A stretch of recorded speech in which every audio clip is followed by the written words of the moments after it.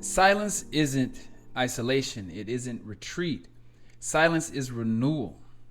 It's a chance to strategize and reorganize. True silence means removing yourself from the view of others and sitting with yourself. A one-way ticket to inwardness. One that not many people actually choose to take. And I get it. You don't have the time to sit in silence. When the bills need to be paid, when the children need to be fed, you can't make time for yourself when everyone else is depending on you.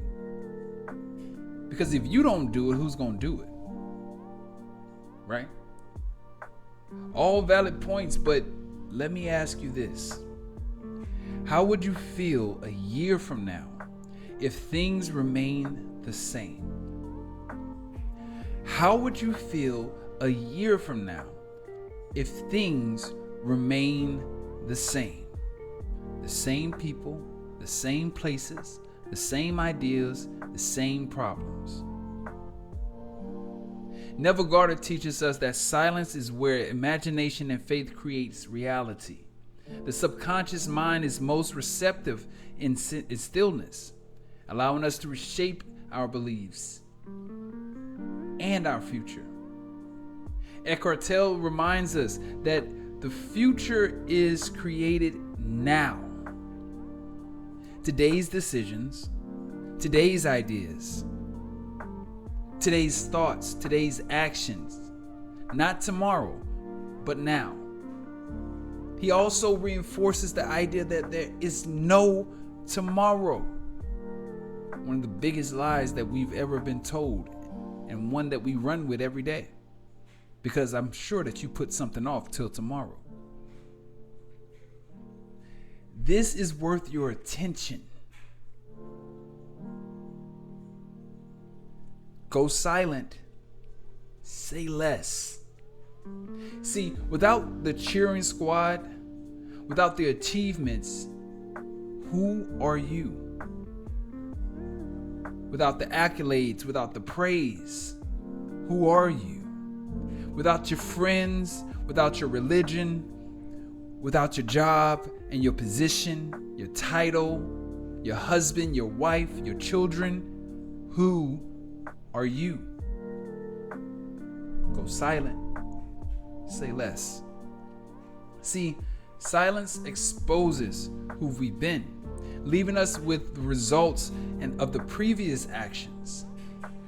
It shines a light on our decision making and a reflection on who we are and who we've been.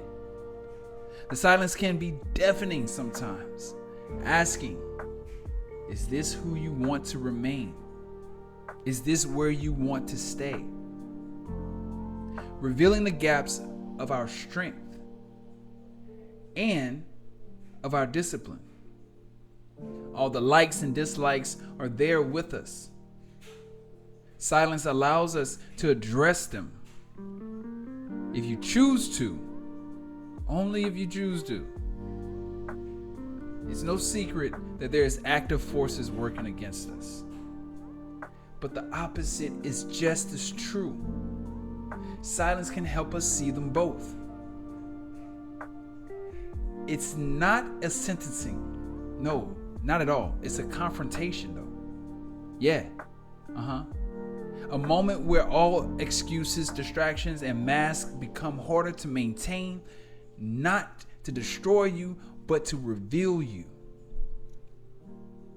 Because once something is revealed, it can be changed. Once something is acknowledged, it can be worked on. Silence gives you the opportunity to do so, if you're willing.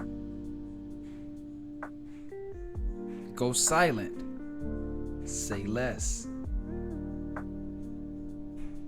Some can't stand to be alone, and you know those people. They can't stand to be without a relationship. They can't stand to be without money.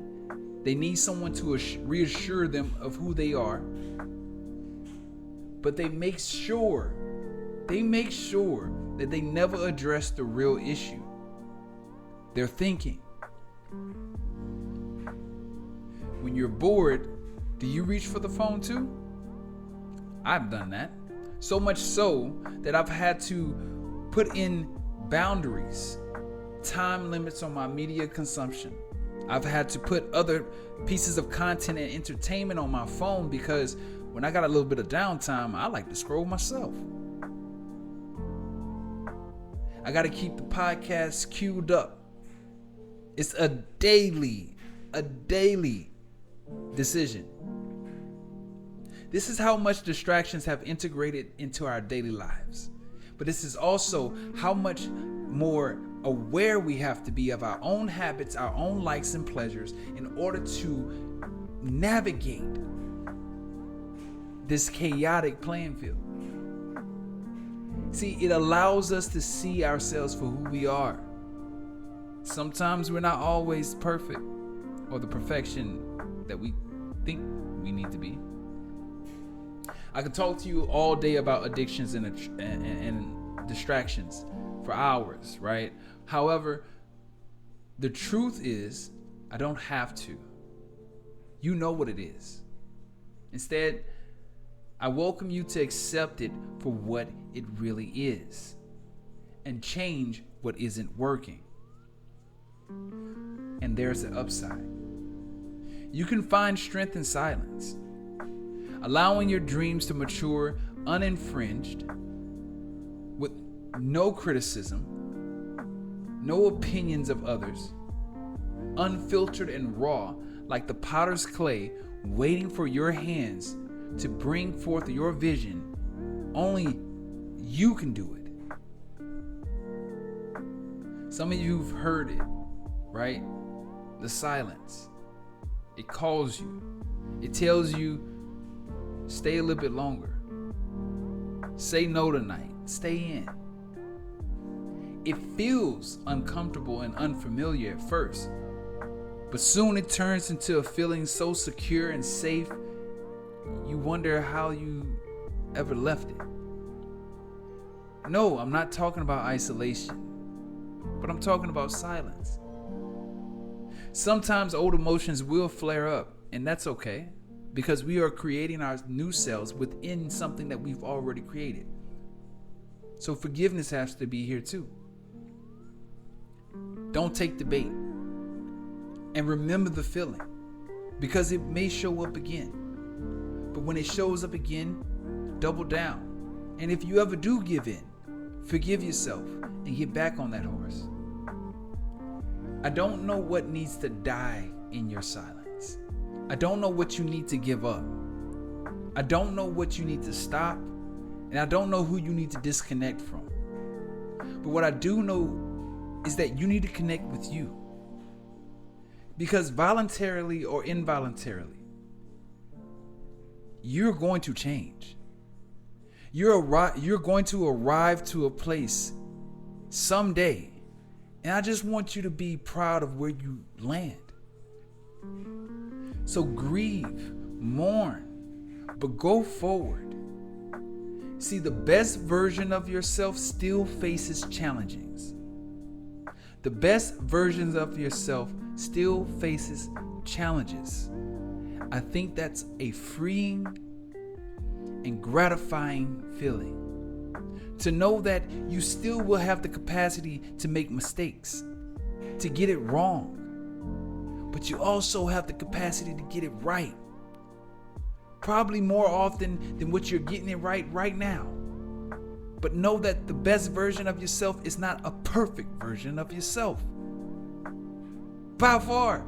And that's okay, because we don't need perfection to make change. Instead of feeling defeated, face the adversity and quickly remind yourself of the strength that you have had.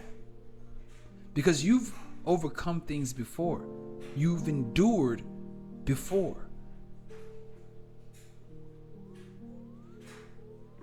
So let's choose silence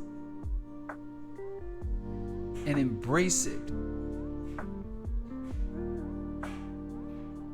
Go silent. Say less. So if you're in agreement like I'm in agreement, on 3. 1, 2, 3. And so it is.